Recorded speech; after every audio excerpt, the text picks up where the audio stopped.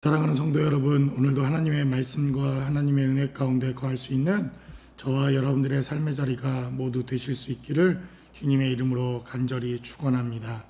오늘 본문에 기록되어져 있는 신명기 21장 1절로 14절까지에 기록되어져 있는 하나님의 말씀은 정결법에 대한 메시지가 계속해서 기록되어져 있습니다. 그런데 이 정결법은 나와 직간접적으로 상관이 없어도 사회 공동체에서 그리고 사회 전반에 발생할 수 있는 이러한 공동체의 문제들 가운데 그러한 사회적인 문제가 발생했을 때 어떻게 공동체가 정결한 모습으로 공동체의 질서와 평안을 유지할 수 있는가에 대한 메시지가 오늘 본문에 기록되어져 있습니다. 오늘 본문에 기록되어져 있는 1절로 9절까지 기록되어져 있는 메시지를 살펴보면 무죄한 자의 피 흘린 죄에 대해서 성경은 기록합니다.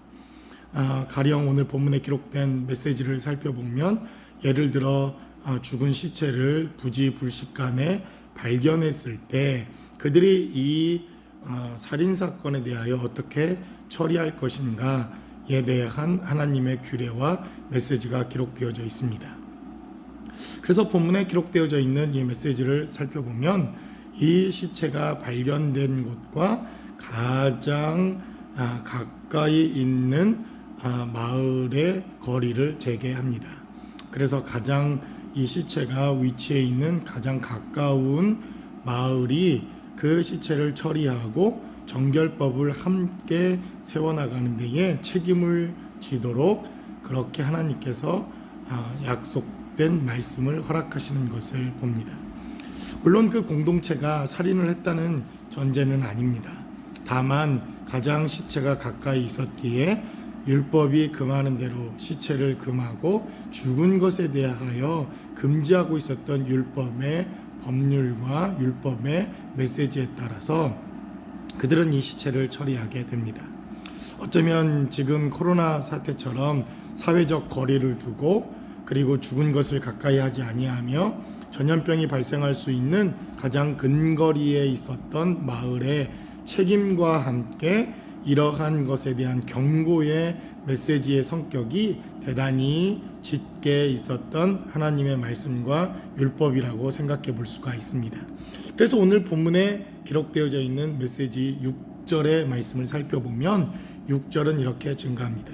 그 피살된 곳에서 제일 가까운 성읍의 모든 장로들은 그 골짜기에서 목을 꺾은 암송아지 위에 손을 씻으며 말하기를 우리의 손이 이 피를 흘리지 아니하였고 라고 성경은 기록합니다. 그리고 성경은 기록하기를 8절에 여호와여 주께서 속량하신 주의 백성 이스라엘을 사하시고 무죄한 피를 주의 백성 이스라엘 중에 머물러 두지 마옵소서 하면 그 피 흘린 죄가 사함을 받을 것이다. 성경은 이렇게 말씀합니다.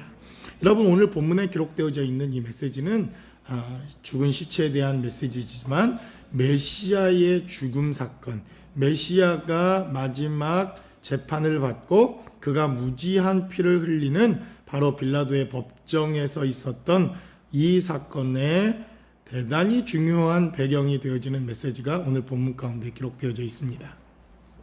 바로 무죄한 자의 피를 흘렸던 가장 가까이 있었던 그 마을이 내가 우리와 이 살인사건이 관계가 없음을 암송아지를 가장 가까운 골짜기로 데려가 목을 꺾고 그 위에 손을 씻는 것으로 자신들의 정결함과 자신들의 무죄를 증명해내던 메시지가 오늘 본문 가운데 기록되어져 있는 것을 봅니다.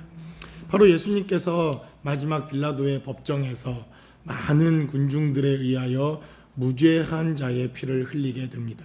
그때 바로 빌라도가 무죄한 자의 피와 나는 상관이 없다 손을 씻고 많은 이스라엘의 회중들이 그 피를 내게로 돌려라, 그 피를 내게로 돌려라 이렇게 외쳐대는 것을 봅니다. 그러니까 얼마나 이스라엘의 죄악과 이스라엘이 하나님의 말씀을 거절하고 하나님의 말씀과 뜻대로 그들이 행하지 않았던 자들인가 하는 것을 볼 수가 있습니다. 분명히 성경은 무죄한 자의 피 흘림에 대해서 무죄한 자의 피 흘리는 것에 대한 경고와 그들이 어떻게 정결함을 얻을 수 있는가에 대한 분명한 메시지를 전하고 있음에도 불구하고 이방인이 오히려 손을 깨끗이 씻고 그가 예수에 대해서 메시아에 대해서 피 흘리는 것에 대하여 무죄함을 선언하고 오히려 이스라엘 백성들은 그 피를 우리에게로 돌리라고 하는 이러한 하나님의 율법과 메시지에 정면으로 대응했던 메시지가 바로 오늘 본문 가운데 기록되어져 있다는 것입니다. 그래서 바로 이 모세의 율법과 선지자의 강령의 메시지를 잘 살펴보면 메시아의 예언과 메시아의 이 땅에 오심과 그의 죽으심과 메시아가 이 땅에 오셔서 감당해야 할 메시아 사건과 대단히 밀접하게 연관되어져 있는 것을 봅니다. 오늘 본문에 기록되어져 있는 메시지대로 우리는 예수 그리스도를 십자가에 못 박고 그가 피 흘리는 것에 대하여 정말 자유한 자들인가에 대한 부분을 생각해 봐야 할 필요가 있다는 것입니다.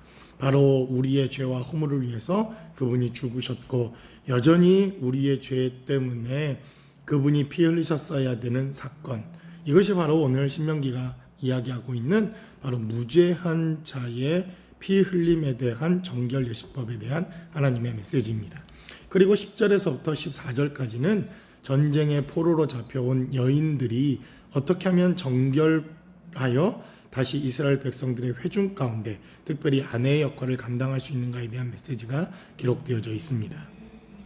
전쟁의 포로를 모두 죽여라 이렇게 말씀하셨던 신명기 20장에 기록된 메시지, 모든 생명체를 죽이라고 명령했던 이 하나님의 메시지와 다르게 그 여인을 사랑하게 되어지고 비록 포로이지만 은혜와 자비를 베풀어 그를 아내로 맞이했을 때 머리털을 밀고 손톱을 다 깎고 난 이후 그 머리가 자라고 손톱이 자라는 그러한 기간 동안 그 여인들은 정결법을 시행하고 이스라엘 백성들의 삶을 살아낼 수 있는 이러한 준비된 여인으로 그들의 삶의 자리를 준비하게 됩니다.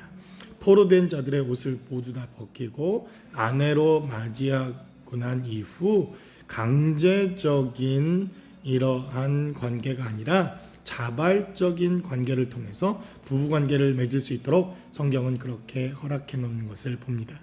그리고 이렇게 자발적인 부부관계를 맺었던 이 여인은 절대로 종으로 팔아버릴 수가 없습니다.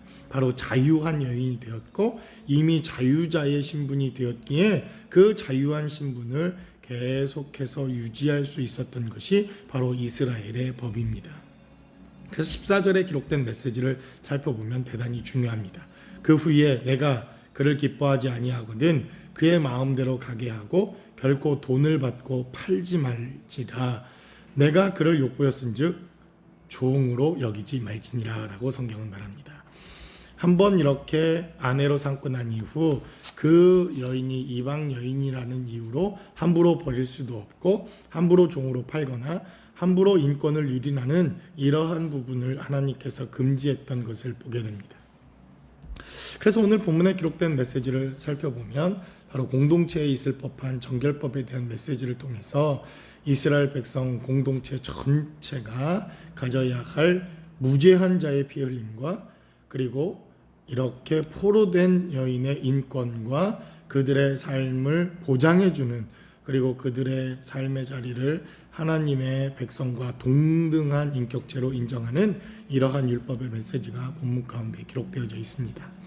어쩌면 시대를 살아가는 우리들에게 이러한 공동체의 정결법이 과연 얼마나 적용이 될 것인가 의문을 품는 분들이 있을 것이라고 생각되지만 여전히 교회 안에서 반목하고 거짓 증거하고 거짓으로 음해하고 이렇게 공동체의 사람들을 해하거나 공동체에서 상처받거나 어려움을 당하게 되어지는 사람들에 대하여 이 메시지는 분명 적용 가능하다고 믿어집니다.